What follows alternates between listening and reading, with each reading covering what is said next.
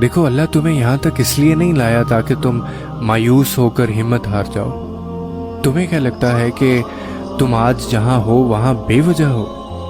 تم خود یہاں تک نہیں پہنچے ہو بلکہ تمہیں یہاں تک لایا گیا ہے۔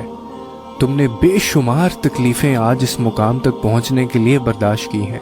اتنا سفر طے کر لینے کے بعد آج جب منزل تمہارے سامنے کھڑی ہے تو تم کیوں ہار گئے ہو؟ اتنے کٹھن صبر کے بعد اب جب صلہ ملنے کا وقت ہے تو کیوں راستے میں ٹھہر گئے ہو؟ اٹھو، اب تو سفر ختم ہونے کو ہے۔ اب تم منزل کی نہیں بلکہ منزلیں تمہاری منتظر ہیں۔ اب تمہیں معجزوں کا نہیں بلکہ معجزوں کو تمہارا انتظار ہے۔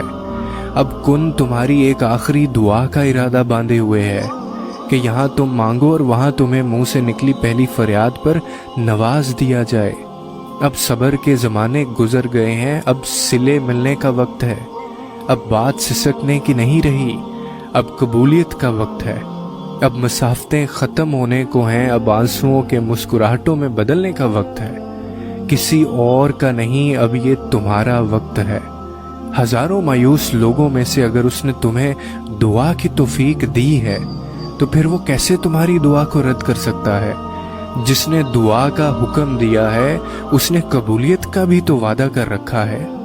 تو پھر اس دل کو منا لو یقین پہ اور اس کو اپنی رضا میں راضی کر لو۔